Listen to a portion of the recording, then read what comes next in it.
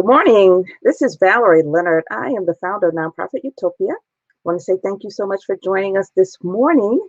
And for those of you who may not know, this is the month where we're focusing on volunteer management programs in the nonprofit Utopia community. We have already talked about how you can plan for volunteers, and today we're going to focus on recruitment and supervision.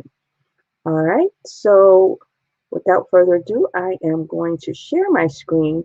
But if you're just stopping through, please don't leave without saying who you are, where you're from.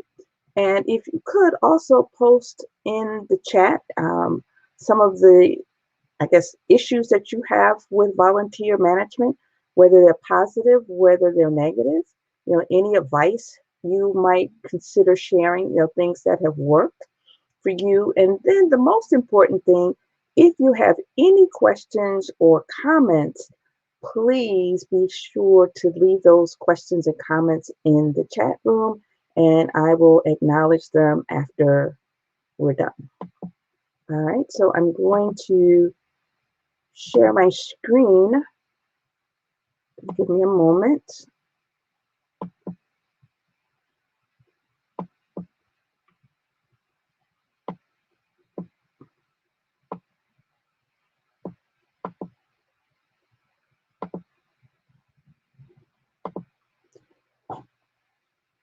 Alrighty, so again, we're focusing on this month on making the most of your volunteer management program.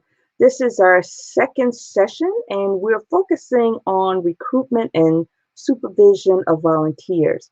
And if you're out there in the audience, I am encouraging you again to post and share.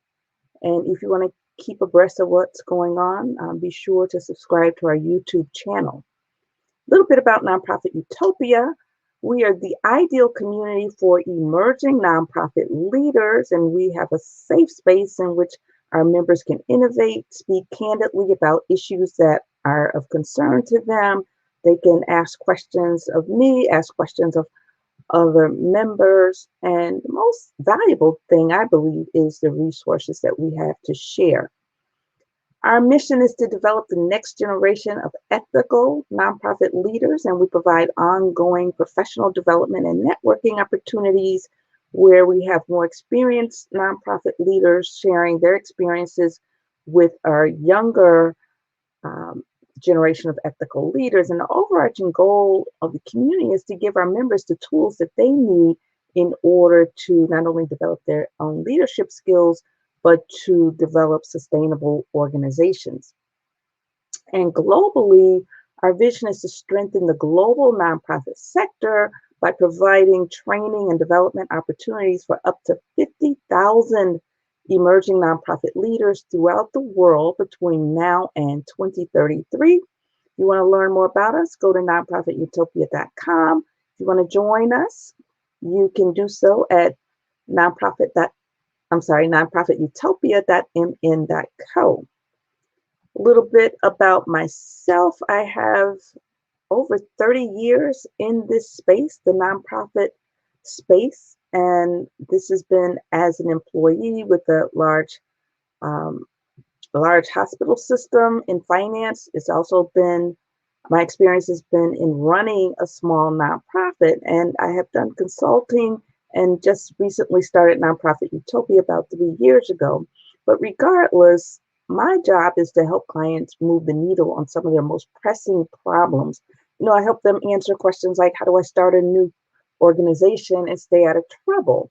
Where can I find good board members who will buy into the organization's mission and help raise money? And how can we put together a collaborative of other organizations that serve the community without getting lost in it, and also making sure that we provide an impact to the community? How do we strengthen the community while we strengthen ourselves?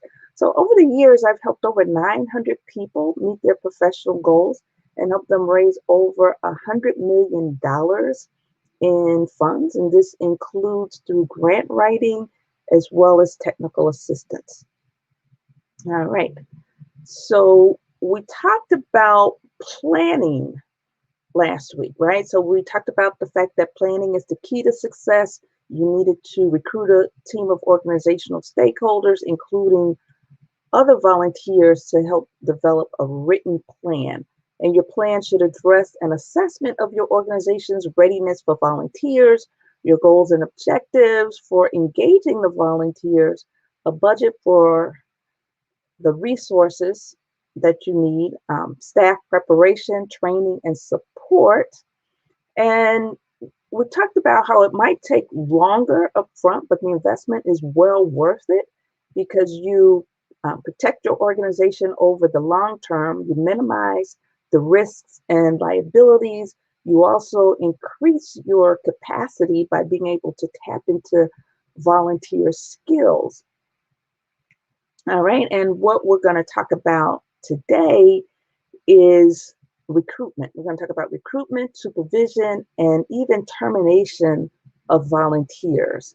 Nonprofit Utopia members, you have access to a link to downloadables that will help you, to navigate volunteer management. So everything we talk about over the month, you have downloads in that folder, and you can begin to use those examples today. All right, so we're going to talk about recruiting volunteers. And as with anything, you want to take into account your organization's mission, vision, core values, your strategic plans, your programs and services, your volunteer management plans, your current organizational needs for volunteers, and diversity. And you really want to take it a step further: diversity, equity, and inclusion.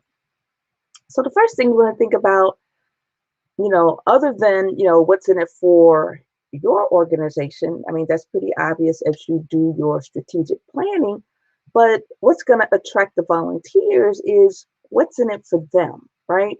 So you want to identify what benefits the volunteers will receive and use that to lead your recruitment messaging. And it might be helpful to go through an exercise where you're actually identifying value, right, for the volunteers. What skills will they develop? Is it a chance to learn about social marketing or the legal system or some other process, right? Can they build a network that will help them professionally or in business? Can they use this as an opportunity, in the event that they're thinking about starting their own organization or even changing careers? Can they use this as a launching pad to get the skills where they can be more credible to nonprofit employers? So think about that because, remember, they're giving you their time, right? You need to make it worth their while. Other questions to consider: can they see up close and personal how their work impacts the community that you serve? Is it forming a strong and lasting relationship with the child? So, there are people who are very passionate about youth. Sometimes they get into volunteers so they can actually mentor and have a long-term relationship with younger people to make sure that they're helping to guide them professionally. Is it a long and lasting relationship with someone who's not necessarily a child, but a younger professional? Is it an opportunity to help develop their leadership and their management skills? So think about, again, what's in it for them and what gives them joy.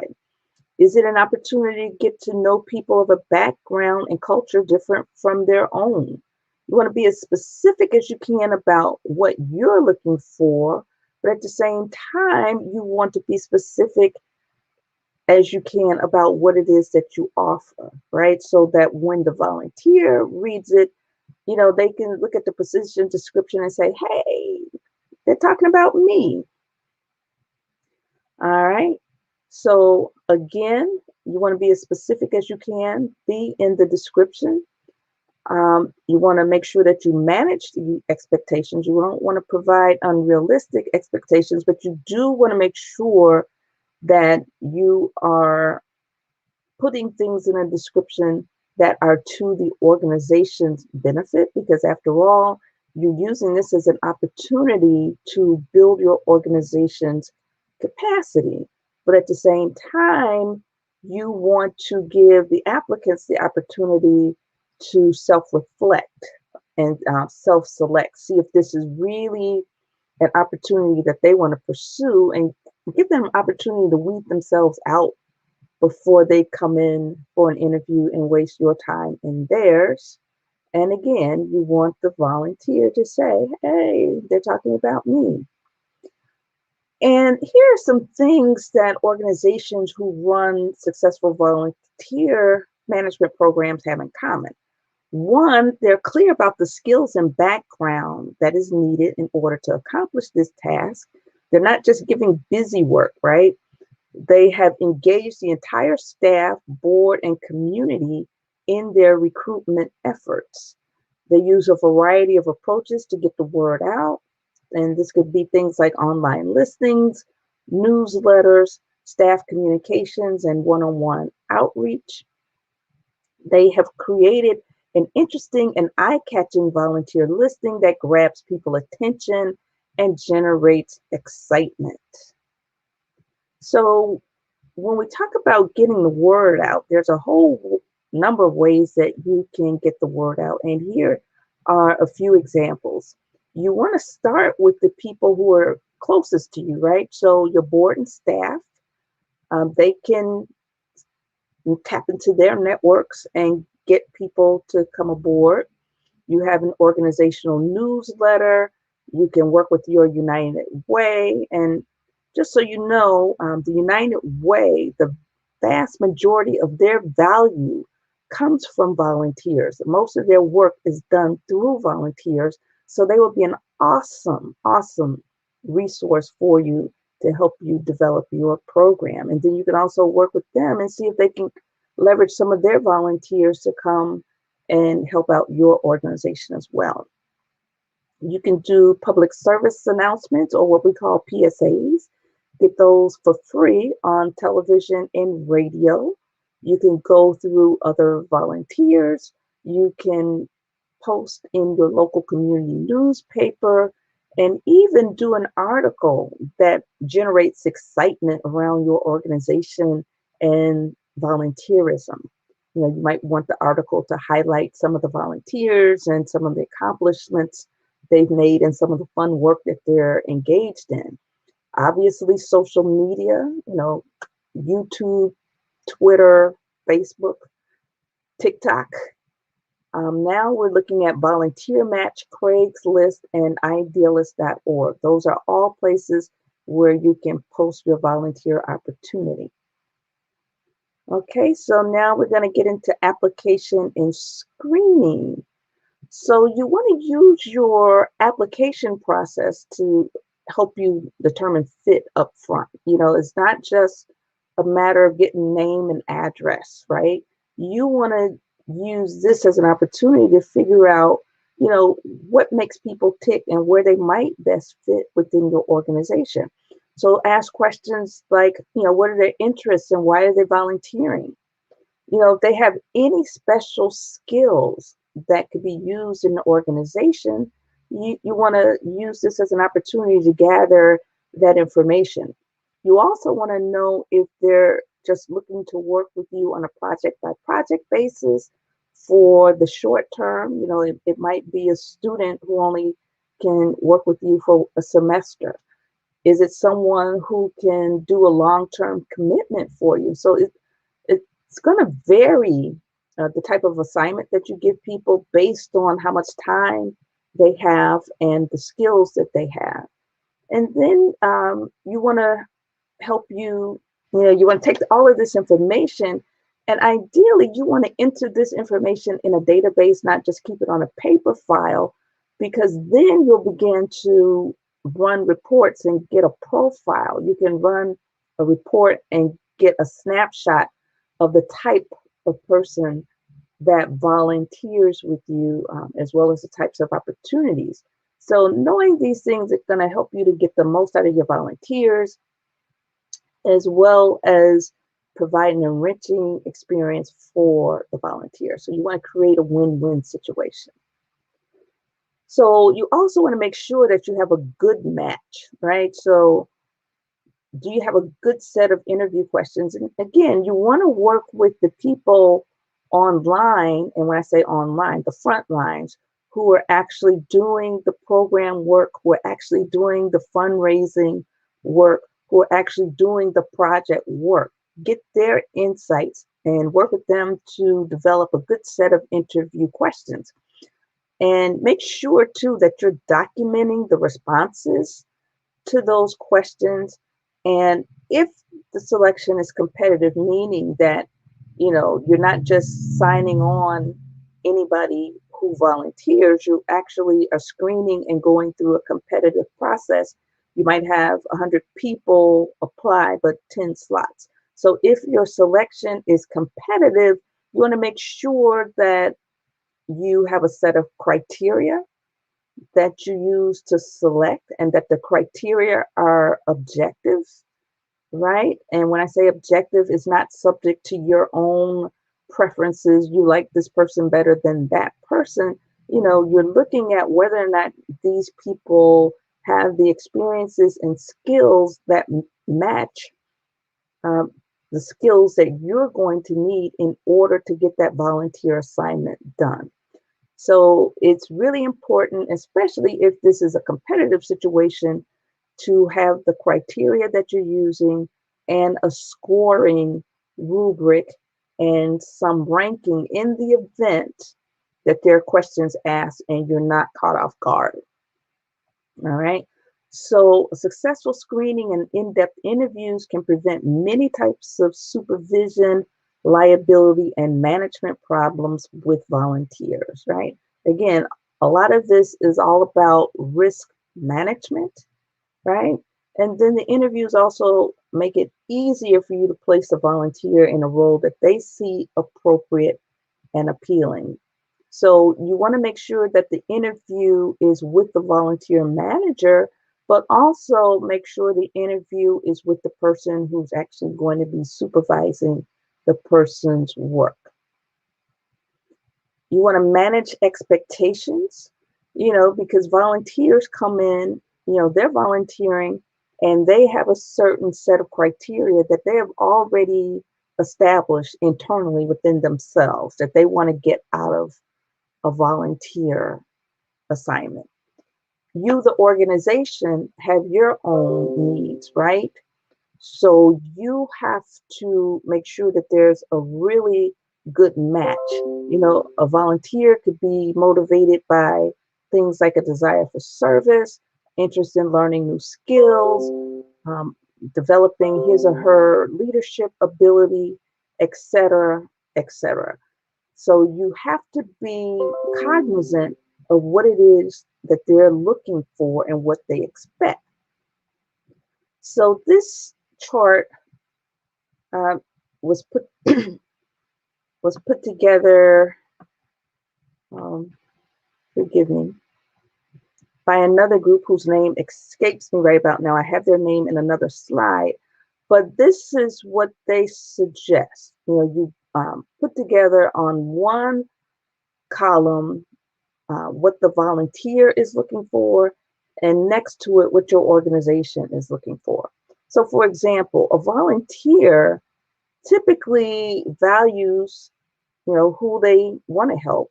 They might want to help children. They might want to help elderly people. They may want to help young professionals. So think about what it is that they want to do, what issues they care about. But at the same time, you have an obligation to make sure that you're fulfilling your mission and vision for the organization. You also have an obligation to make sure that there is board and staff diversity. You need to also take into account who's going to be served. The volunteer has values about workplace culture, and the organization already has an established culture, whether that's formal or informal. And when we think about culture, that's the environment, the way we do things. Is it a studious environment? Is it fun? How are decisions made? Are decisions made on the fly? Do you have to go through a committee Do you have votes? Is it consensus? And all of that stuff. And you need to make sure that there's a meshing, so to speak, of what the volunteers' values are and help them understand what the organization's values are so that you can minimize conflict. A volunteer is also going to have preferences about using and developing certain skills. And quite frankly, they're probably looking to acquire certain skills. So, does your organization have a mechanism where this volunteer can help develop those specific skills he or she is looking for? But at the same time, are you making sure that the organization's needs are being met, right? You need to consider what skills, what knowledge or expertise are necessary in order to meet your organization's goals and objectives. A volunteer is going to have preferences about the structure and the benefits of a volunteer opportunity.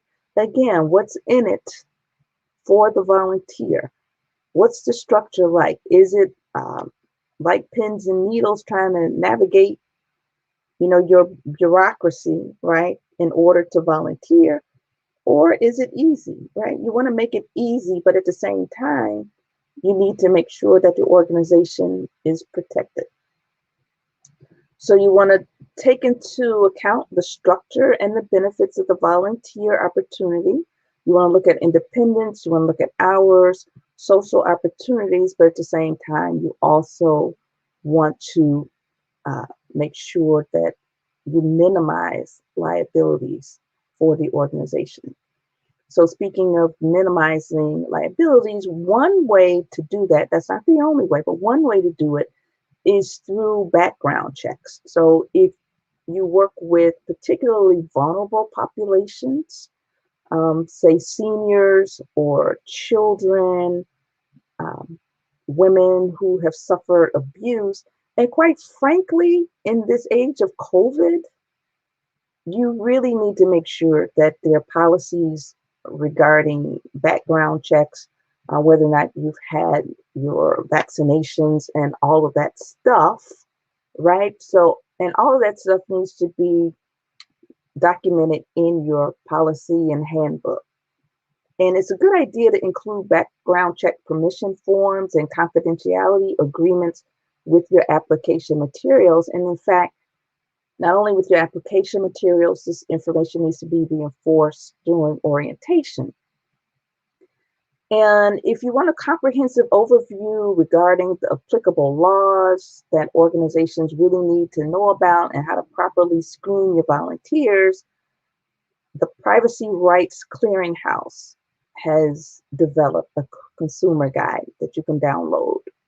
And then Sterling Volunteers has an overview of 8 popular background checks for volunteer organizations. Now we're going to talk about orientation and training. So the first part of the coin is orientation. And orientation happens after you select your volunteers, right? So what is it that they need to know before they start their volunteer assignment? They should have a good overview of the organization, its mission, vision, core values, and accomplishments. They should know who the key players on the board are, as well as the key players throughout the organization. And let's be clear, they're not going to have ready access to all of the people, but they really need to understand who plays what role in the success of the organization, right? And in the impact. It gives them context. You should have testimonials from other volunteers, from clients, from board and staff, so they can see different perspectives of why it's important to work with your organization and with the cause that your organization addresses. You should have highlights of the strategic plan and specific programs. You should also review the volunteer handbook and any policies and procedures. You should review the specific job description and tasks that they're going to be responsible for. They should understand expectations that the organization has for itself, as well as the organization that the volunteer has, right? So there should be a mutual exchange of expectations. And then you should have a signed commitment from the volunteer and the employee. So there's a meeting of minds as to what the volunteer is going to get, what the organization is going to get, how they're going to work together.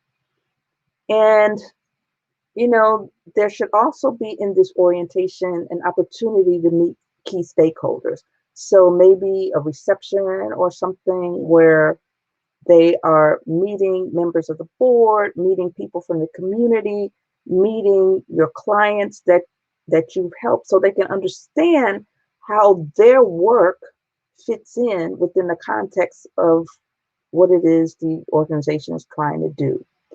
It will be helpful to have a facility tour and a Q&A session.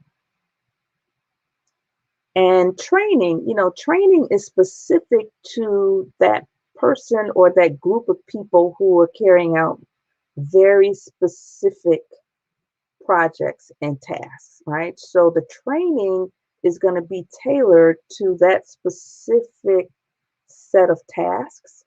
And then there should be ongoing training and development. And in an ideal situation, there should also be an opportunity for volunteers to see a path.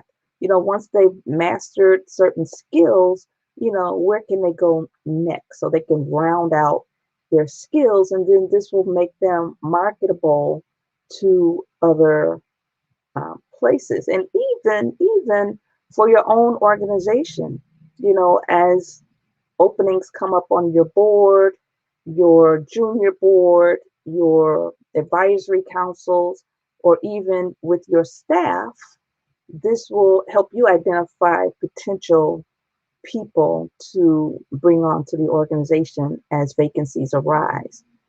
You want to make sure that you have a clear set of training materials like manuals, slideshows, or workshops.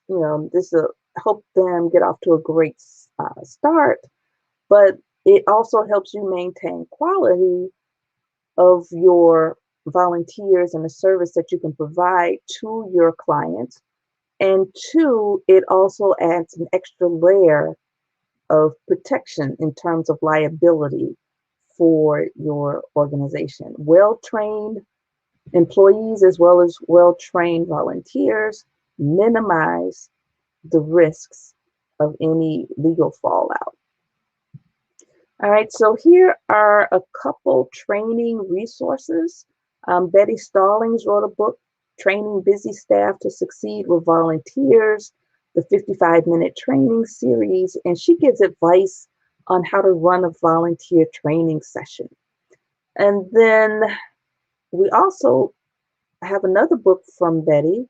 She provides specific advice on how to train event volunteers, so how to produce fabulous fundraising events. And she has areas that focus on the volunteers, because volunteers can make or break the success of your events. So additional resources are from AHIMA. They have a body of knowledge, developing effective trainings. And then you've got the Volunteer Hubs blog.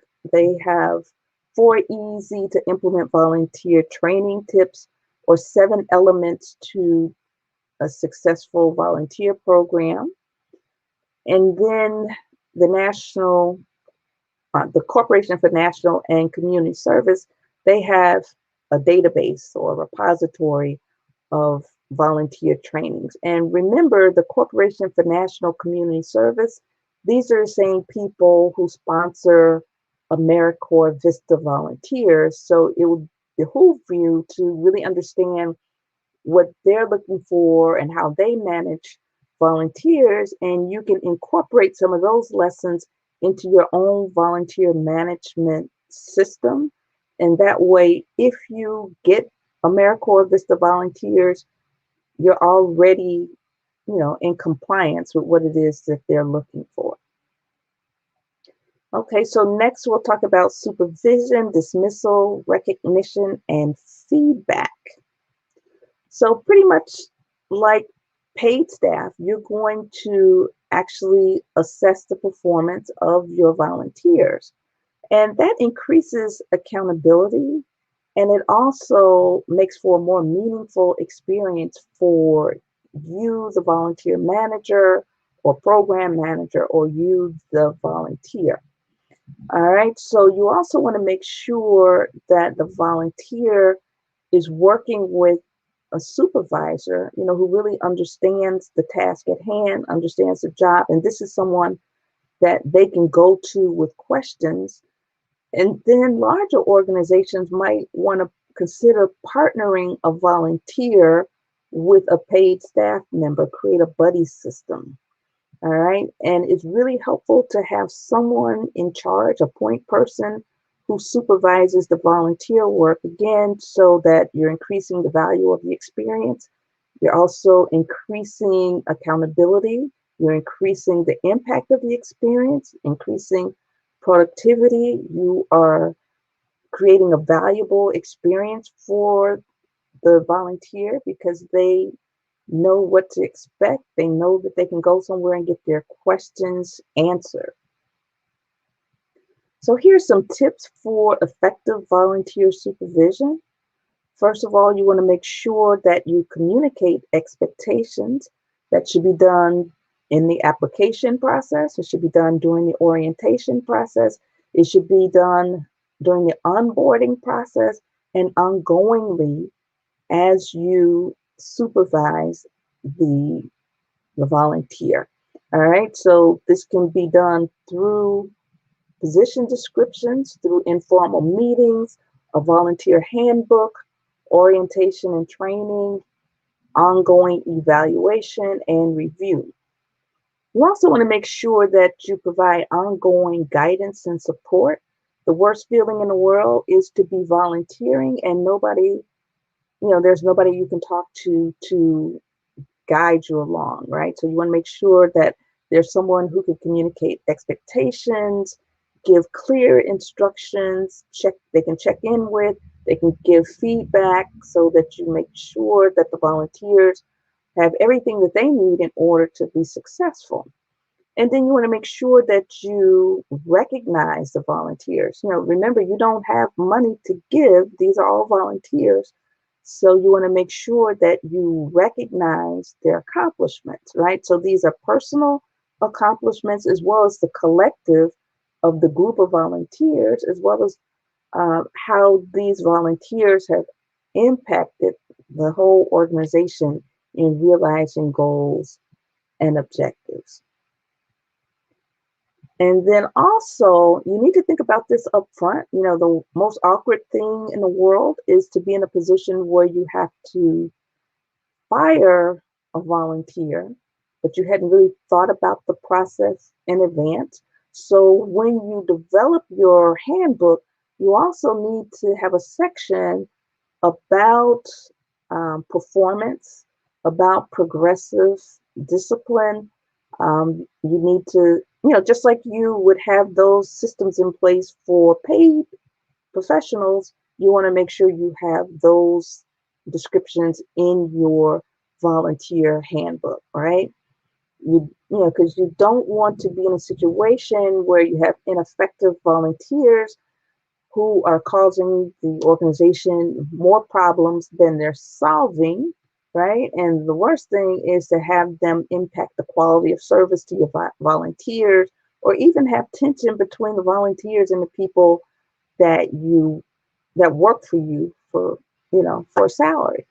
So all of that needs to be clarified up front. And again, have it in the handbook.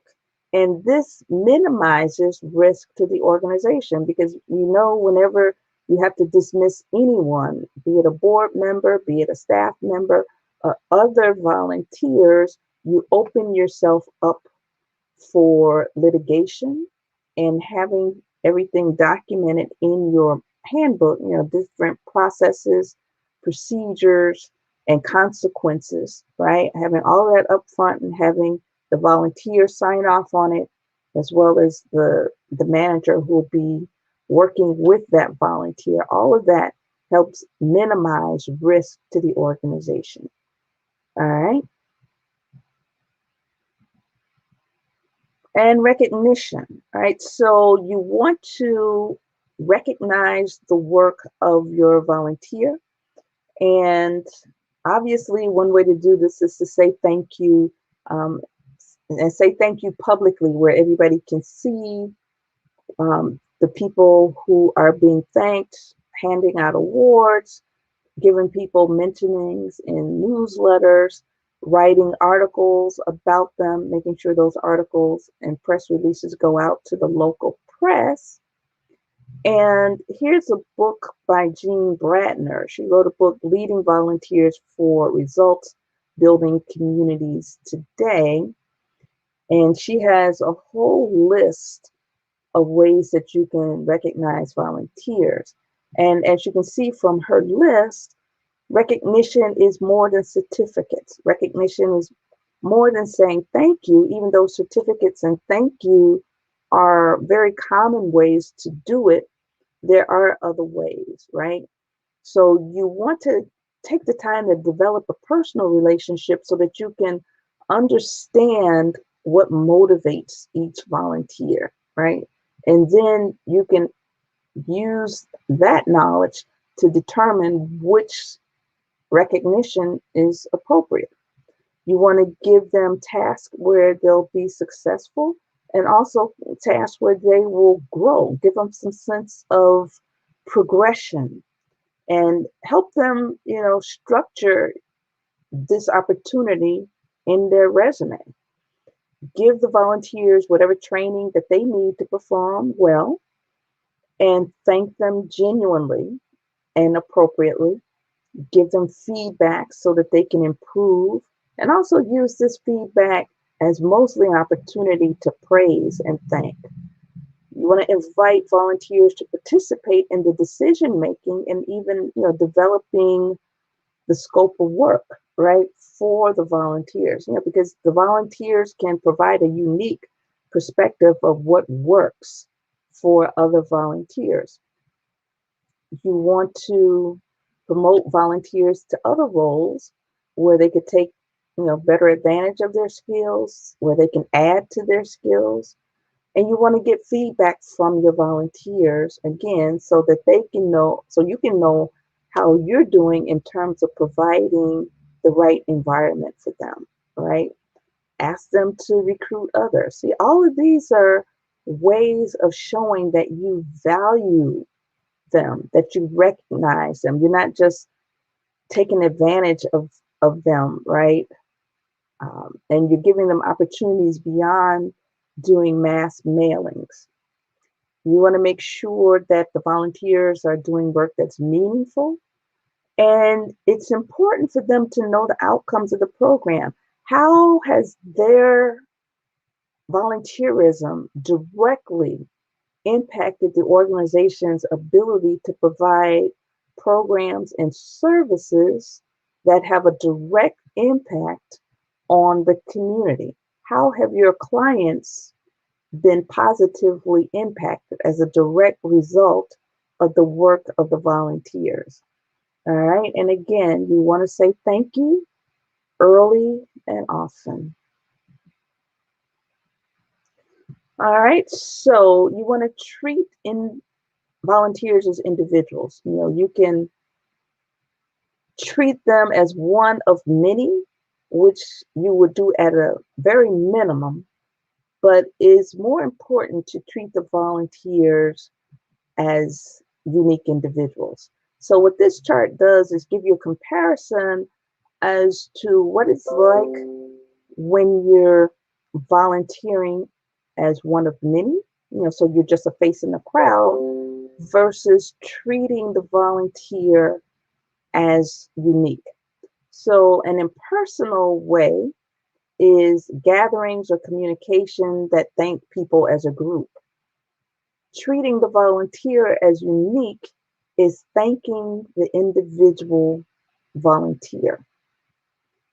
Um, Indirect is general statements expressing appreciation to the group, and direct is communicating directly to the person so that they know specifically what it is that they did that makes them stand out, what it is they did that makes them appreciated as an individual. When you're looking at volunteers as one of many, a non-specific way is to do it and just talk about uh, this group of people. We've all seen ceremonies where we give a certificate of appreciation. Everybody gets the same certificate, and you might just call off their names pretty much like you do for graduation. A more specific way to do that, if you're going to have your your ceremonies where you're thanking people in a group, make sure that you mention specifically what this person has done to contribute to the organization and the lives of your clients. And then when we look at the volunteer as one of many, when we look at a formula, you got standard statements that you use for the group. And again, you have people, all standing up as a group, or they're all on the stage as a group, and all of that stuff. And that's good. But what's even more authentic is to make sure that you can speak from the heart, have someone speak from the heart, and give sincere, specific public statements as to how each individual made a contribution to the organization and their clients and communities. You also want to think about impact and collective accomplishments. So even though the collective accomplishments in and of themselves can seem somewhat impersonal and cookie cutter, it's still important to recognize how the various volunteers fit in with the overall accomplishment of the organization. So this is from Susan Ellis, and she suggests that instead of simply giving volunteers awards for their time, you want to celebrate their collective accomplishments. And the way you would message this is, you want to make sure that the award might say, helping to feed over 100 families in the community versus 9 hours of service. Now, we do realize that in some cases, some people you're working with, there is going to be a need to share the numbers of hours that they have volunteered. But when you're talking about the public recognition, it's also a very, very powerful thing to indicate how they're helping to impact the whole community. All right. And then she also has a book, Celebrate Collective Accomplishments, Not Volunteer Time, and you can find that on Energize Inc. All right. And it's very important to get feedback from the volunteers. What do they think about their experience, right? So you're not just trying to use them for free labor, right? And their time is very valuable, right? So you want to understand how they feel about the work. Is the work meaningful? Is the work fun? Is it worthwhile? How can you improve their experience? What's working well, right? And you don't want to just get their feedback. You want to make sure that you actually change the program accordingly based on the feedback that you give. All right. And when you do that, that increases the sustainability of your program. And in this case, when we talk about sustainability for volunteer programs, we're talking about how do we make sure that our volunteer program lasts beyond the gala, lasts beyond the project. If you want your volunteer program to be an ongoing program, it's really important to take into account the volunteer feedback, right? So you want to get feedback to, get a sense for what works, what doesn't work, where the flaws are, and also It might be helpful to do a survey, do a focus group, interview, and if they're going to be in ongoing positions, you want to have an annual survey. And then over time, you can see how the changes, how the responses change. And you can use that as a measure of quality. You can also use it as a measure of improving your capacity. And then, as I think about the survey too, you also want to be able to capture somewhere, if not on this volunteer program survey where you're talking to the volunteer or trying to get information from the volunteer, but someone needs to be taking track of what we call leverage. So for every volunteer that you have, how much value is being created? How many other resources are you able to generate for the organization, be it other volunteers, be it cash resources? Are you leveraging your volunteers? Ideally, for every volunteer, you want to be able to leverage $3 additional or $4 additional. A leverage of 4 to 1 is great. All right, so by taking the time to assess and evaluate your programs, you make them more sustainable. How? By limiting the repeated mistakes. You're minimizing the risks and liabilities on a legal perspective, as well as a financial perspective. You're fixing errors. You're maintaining the quality. You're also improving relationships. You're improving your brand. And this word of mouth will help you attract more volunteers and other resources. So the University of Pittsburgh Medical Center, they put together a volunteer program. They have a volunteer feedback form, and you can do a search of that on the internet. If you are a member of the nonprofit Utopia community, links to all of these resources will be in our community. And 501 Commons, just so you know, they are a source for a lot of this information as well. That was the name of the organization whose name escaped me. So 501 Commons used an annual volunteer survey to get feedback from their volunteers. And then, along with conducting a program evaluation with the volunteer, you might consider having an individual performance review, and that can help, increase accountability, maintain high standards. And in some cases, there are organizations that refer volunteers to you, for example, schools or maybe a corporate program. They want to know how their employees are doing with you. They want to know how their students are doing with you. So you also want to be able to share feedback with whoever might be sponsoring them to let them know how well their volunteers are doing. And again, that also strengthens the relationship that you have between the organizations and your partners.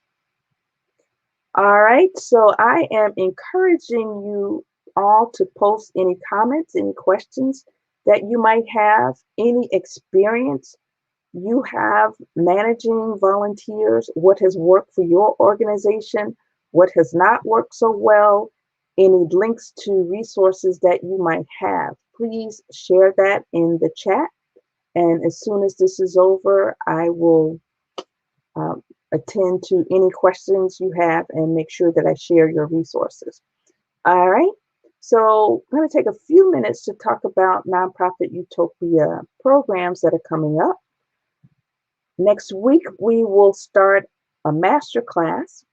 It's called Start a Nonprofit in 90 Days. We're going to have a class. It's an online class on demand that will take you through every step that you need to take in order to start a nonprofit organization. So there's video instruction, you'll have checklists to stay on track. You'll have a list of every state agency that you need to be in contact with.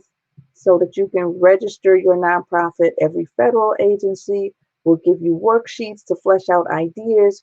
You'll have the ability to chat with me. You'll have downloadable forms and instructions. So if you're a member of the nonprofit Utopia community, you can have access to the course for $125.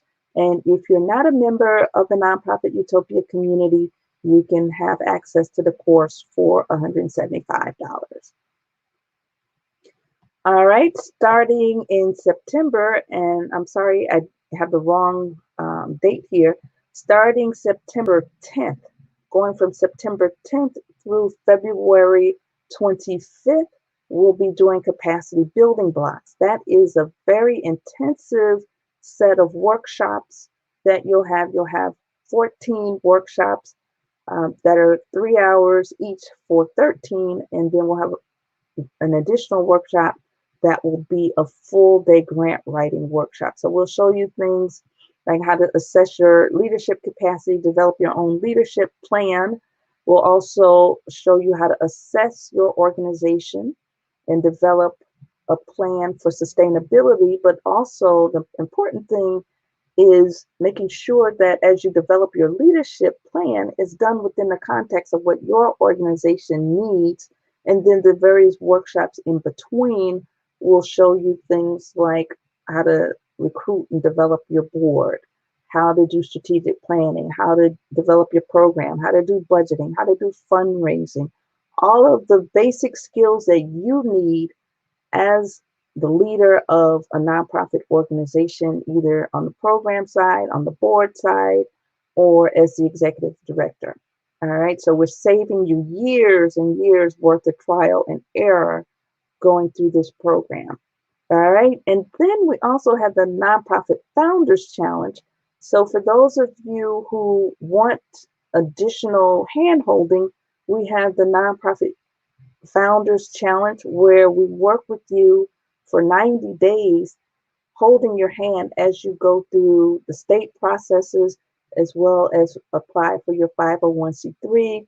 We'll show you how to prepare for your first board meeting, show you how to flesh out ideas for your program and fundraising plan, as well as develop your budget. So that is a 3-month coaching program. So if you're interested in that, let me know in the chat and I'll make sure that I get you the information.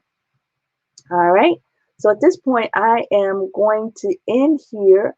I'm going to take any questions that you might have. Those of you who are listening and you're Nonprofit Utopia members, we can continue this discussion in the Nonprofit Utopia community.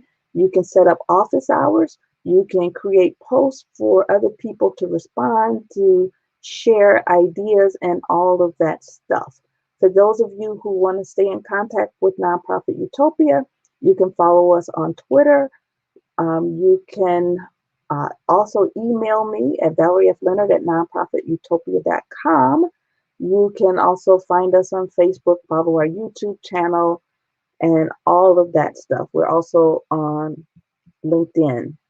All right, so I am going to check and see if we have any questions, see if we have any comments. All right.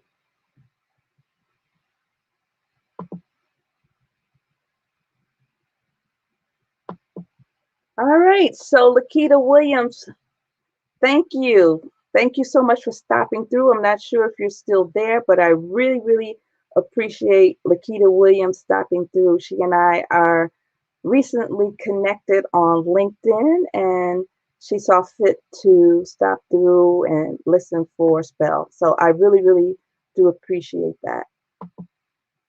All right. Here is Apostle Dale Evans. Good morning to you. Good morning. I hope you're still there, but if not, I truly understand. Thank you so much. We really, really appreciate your stopping through. Dale is a longtime associate, and he and his wife have been awesome friends to me. I thank them so much for their support, and this is just another way he is supporting. All right. Juan Whipple, Jay Whipple, thank you. Thank you so much. We really, really appreciate you. Juan is with Black Pages Worldwide. If you are a Black-owned business or Black-owned, not Black-owned, or Black-controlled nonprofit, feel free to do a listing on Black Pages Worldwide. Okay, from Dale Evans again. Thank you for sharing today. You are quite welcome.